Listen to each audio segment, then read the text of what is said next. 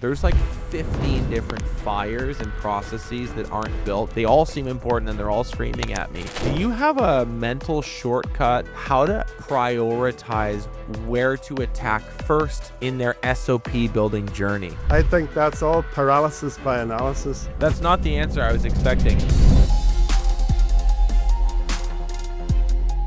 When you're running a small business, you're growing a team, there is a very real felt experience we have sometimes around, I have no idea where to begin. Do you have a mental shortcut or some guidance for people to know how to prioritize where to attack first versus second versus third in their SOP building journey? I don't recommend to my customers to have a big prioritization process. You don't? No, I don't. It slows things down. Just fly at it. Yeah.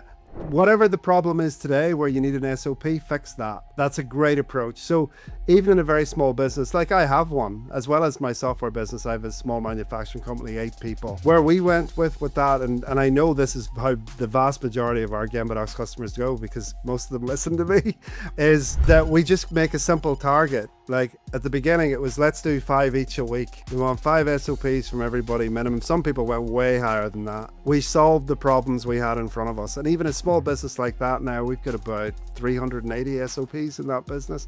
But like we were 4 years later. Whenever you try to put too narrow constraints, you stifle people's creativity. I find it's much better. Just let them solve the problem that's in front of them today.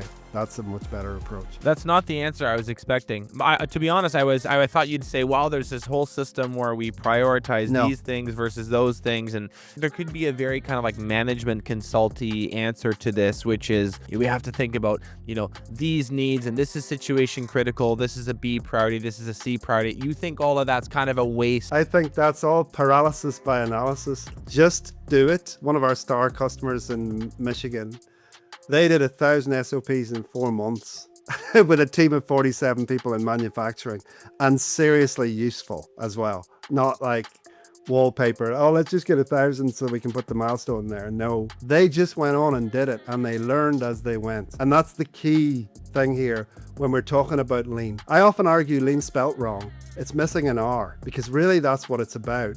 Lean is about doing it. Doing it, learn, repeat. Get the cycle. Plan, do, check, action is a classical lean technique.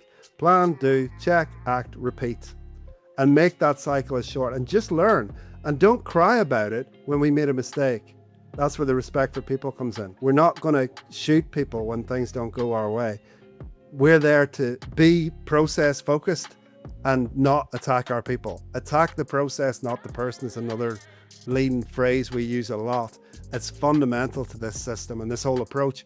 So later on, when you've got your standard processes in and you have a problem, this is also critical culture. First thing we ask when we have a quality problem, this is about building a process-focused culture.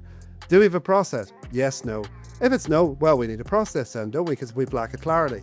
If we have a process, well, was it followed? Is the process adequate? Is the process as it is documented? Would it lead to this problem? Then we still have a process problem. We have to fix that. If the process was not followed, why? Why was the process not followed? Was it clear to the person? Were they trained properly? Did they have the right tools? Were there some context where there was a million things happening that day and the guy just took a wing? That's still not blaming that person. We're still process and system orientated in how we're solving problems. And that to me is where you need to move to. Eliminate the fear from your culture and make it about the process.